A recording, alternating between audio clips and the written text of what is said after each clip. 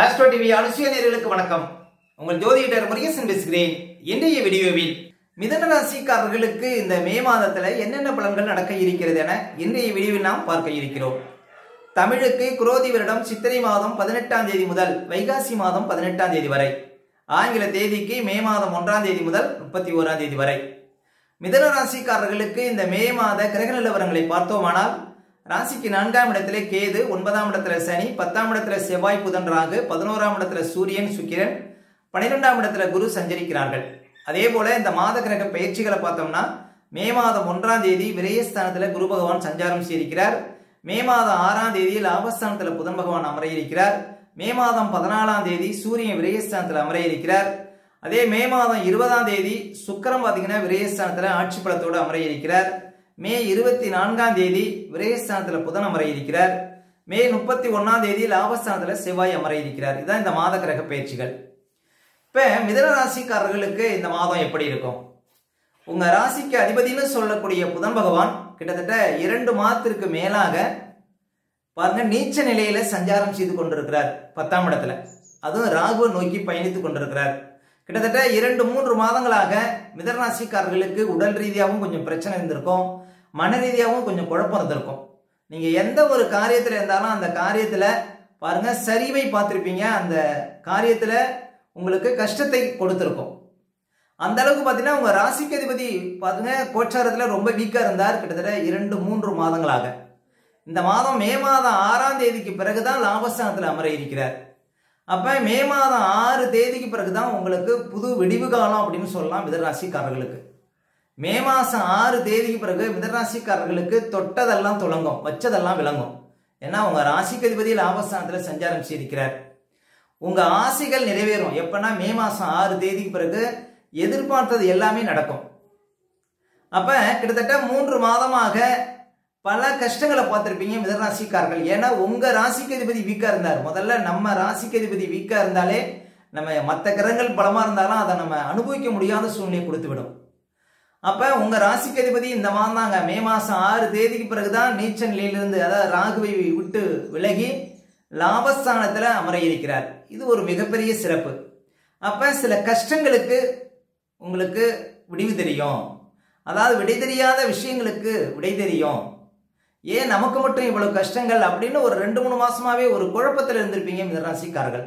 அந்த நிலை மாறுங்க மிதுனராசிக்காரர்களுக்கு இந்த மாதம் மே மாசம் 6 தேதிக்கு பிறகு லாபஸ்தானத்துல புதன் பகவான் உங்க ராசிக்கு அதிபதி அமர இருக்கிறார்.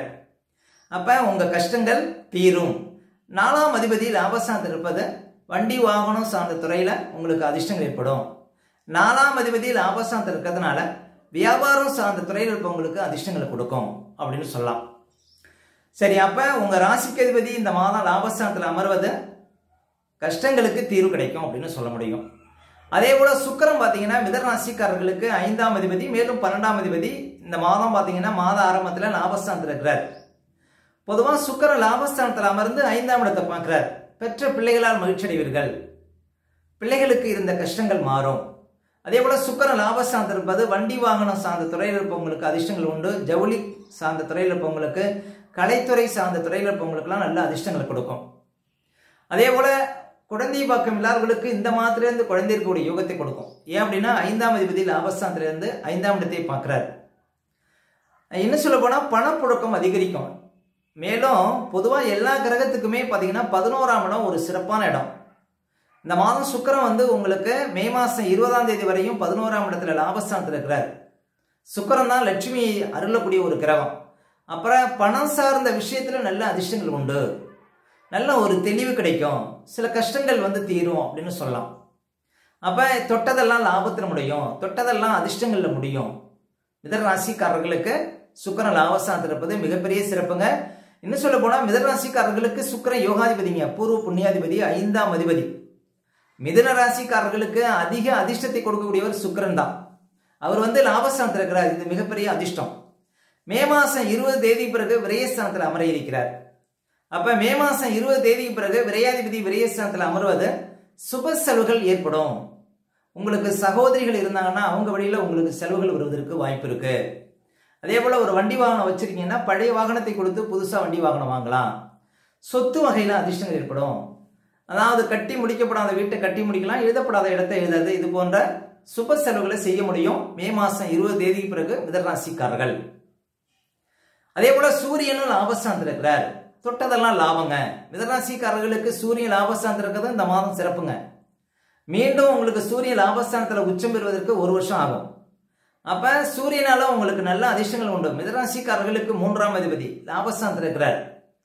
அப்ப தகவல் தொடர்பு சார்ந்த துறையில் இப்போ உங்களுக்கு அதிர்ஷ்டங்கள் உண்டு. புது ஆபரணம் எடுக்க முடியும், வேலையாட்களால் லாபம் கிடைக்கும், சுலப கடன் கிடைக்கும், மனசுல ஒரு கஷ்டங்கள் மாறும், மனசுல ஒரு நிம்மதி கிடைக்கும். லாபஸ்தானத்தில் சூரியன் இருப்பது எதிர்பார்த்த விஷயங்கள் எல்லாம் நன்மையில முடியும்.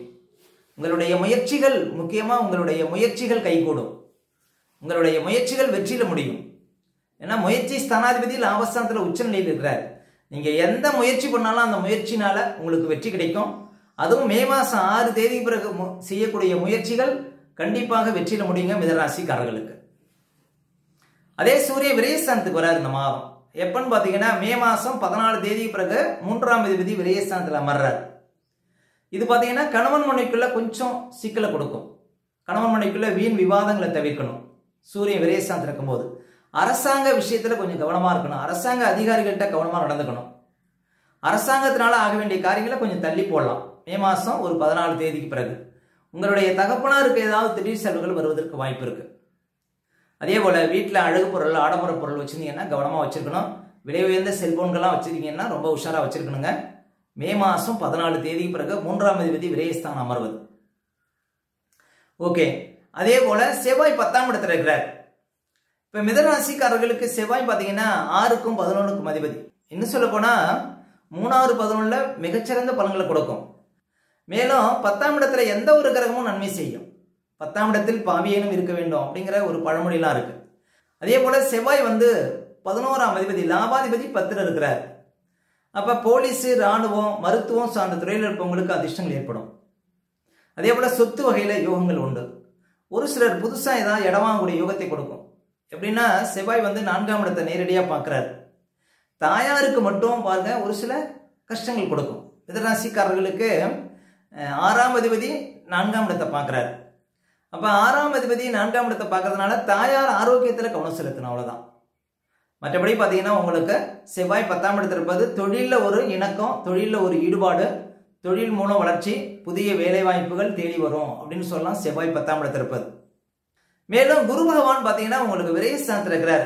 இந்த மாசத்துல இருந்து உங்களுக்கு மிதனராசிக்காரர்களுக்கு 7க்கும் 10க்கும் அதிபதியான குரு பகவான் விரயஸ்தானத்தில் இருக்கிறார். மிதனராசிக்காரர்களுக்கு நீண்ட காலமாக இடம் வாங்கணும், வீடு கட்டணும் அப்படின்னு நினைக்கிறவங்களுக்குலாம் அந்த ஆசைகள் முழுமையாக பூர்த்தியாகும். பிள்ளைகள் வழியில இருந்த சுபகாரிய தடைகள்லாம் விலகி உங்களுக்கு சுபகாரியங்கள் ஏற்படுவதற்கு வாய்ப்புண்டு. உங்களுடைய பிள்ளைகளுக்கு சுபகாரியங்கள் சிறப்பாக நடந்தேறும். அதே போல வெளியூர், வெளிநாடு போய் படிக்கணும், ரொம்ப தூரத்துல போய் படிக்கணும் அப்படின்னு நினைக்கிறவங்களுக்கு அந்த ஆசைகள் பூர்த்தியாகும். உயர்கல்வி சம்பந்தப்பட்ட அதிர்ஷ்டங்களை கொடுக்கும். அறிவு தேவதை என்று சொல்லக்கூடிய குரு பகவான் உங்களுக்கு விரயஸ்தானத்துல சஞ்சாரம் செய்வது. இன்னும் 1 வருஷத்துக்கு குரு 12ஆம் இடத்துல இருப்பார். அதாவது சுப செலவுகளாகவே வரும், கெட்ட செலவுகள் வராதுங்க மிதனராசிக்காரர்களுக்கு. நீங்க எந்த செலவுகள் செஞ்சாலும் அது சுப செலவுகளாக வந்து சேரும். இதுவும் ஒரு மிகப்பெரிய அதிர்ஷ்டம் அப்படின்னு சொல்லலாம் மிதனராசிக்காரர்களுக்கு. மொத்தத்துல மிதனராசிக்காரர்களுக்கு இந்த மாதம் மிகச்சிறந்த மாதமாக விளங்கும். ஏன்னா லாபஸ்தானத்துல மாத ஆரம்பத்துல சுக்கிரன், சூரியன், இன்னும் சொல்ல போனா நீண்ட காலத்திற்கு பிறகு உங்க ராசிக்கு அதிபதி நீச்ச நிலையிலிருந்து விடுபட்டு லாபஸ்தானத்தில் அமர்வதெல்லாம் இந்த மாதம் உங்களுக்கு இந்த 2-3 மாதங்களாக இந்த பிரச்சனைகளுக்கு தீர்வு கிடைக்கும். உடல் ரீதியா, மன ரீதியா இந்த பிரச்சனைகளுக்கெல்லாம் ஒரு தீர்வு கிடைக்குங்க மிதனராசிக்காரர்களுக்கு இந்த மாதம். அடுத்து மிதனராசிக்காரர்களுக்கு சந்திராஷ்டமம். இப்ப மிதனராசிக்காரர்களுக்கு இந்த மாதம் எந்த தேதிகள்ல சந்திராஷ்டம் வரும் அப்படின்னு பாத்தீங்கன்னா மாத ஆரம்பத்திலேயே உங்களுக்கு சந்திராஷ்டமம் இருக்கும். மே மாசம் 1ஆம் தேதி உங்களுக்கு சந்திராஷ்டமம் இருக்கும். அதே போல இந்த மாசம் கடைசியில இருக்கும் உங்களுக்கு. அதாவது இந்த மாசம் மே மாசம் 27, 28, 29 இந்த தேதிகள்ல உங்களுக்கு சந்திராஷ்டமம் இருக்குங்க. இந்த தேதிகள்ல மட்டும் கொஞ்சம் கவனமா இருக்கணும். பொதுவாக சந்திராஷ்டம தினங்கள்ல தான் நம்முடைய உடல்காரகன், மனோகாரகன் என்று சொல்லக்கூடிய சந்திரன் 8ல மறையும் பொழுது நம்ம உடல் ரீதியாகவும் மன ரீதியாகவும் அந்த நாட்கள்ல பாதிப்படைவோம். அந்த நாட்கள்ல தாங்க இந்த பதட்டம், படபடப்பு, தெளிவில்லாத நிலை, மனக்குழப்பம் இதெல்லாம் கொடுக்கும். அதனாலதான் சந்திராஷ்டம தினங்கள்ல புது முயற்சிகள்லாம் தவிர்க்கணும். அதே போல வண்டி வாகனத்தில் செல்லும் போது பாதுகாப்பு கவசங்கள்லாம் கண்டிப்பா அணியணுங்க. மற்றவங்கள்ட்ட பேசும்போதெல்லாம் ரொம்ப நிதானமா பேச வேண்டிய நாள் பாத்தீங்கன்னா இந்த சந்திராஷ்டம தினங்கள். அதனால சந்திராஷ்டம தினங்களை அனுசரிங்கள், வாழ்க்கையில வளம் பெறுங்கள். மேலும் மிதனராசிக்காரர்களுக்கு இந்த மாதம் எந்த தேதிகள்ல பணப்புழக்கம் சிறப்பா இருக்கும் அப்படின்னு பாத்தீங்கன்னா இந்த மாதம் மே மாசம் 6, 7, 8, மே 11, 12, மே 16, 17, மே 23, 24, 25, 26, 27 இந்த தேதிகளில் நிறைய பணப்புழக்கத்தை பார்க்க முடியும் மிதுன ராசிக்காரர்கள். ஓகே, இந்த வீடியோ பிடிச்சிருந்தா லைக் கொடுங்க, உங்க கருத்துக்களையும் கேள்வியும் கமெண்ட்ஸ்ல பதிவிடுங்க. நம்ம பல வீடியோ கொடுக்க இருக்கிறோம். நம்ம சேனலை சப்ஸ்கிரைப் பண்ணுங்க, பக்கத்தில் வரும் பெல் பட்டனையும் கிளிக் பண்ணுங்க. வணக்கம்.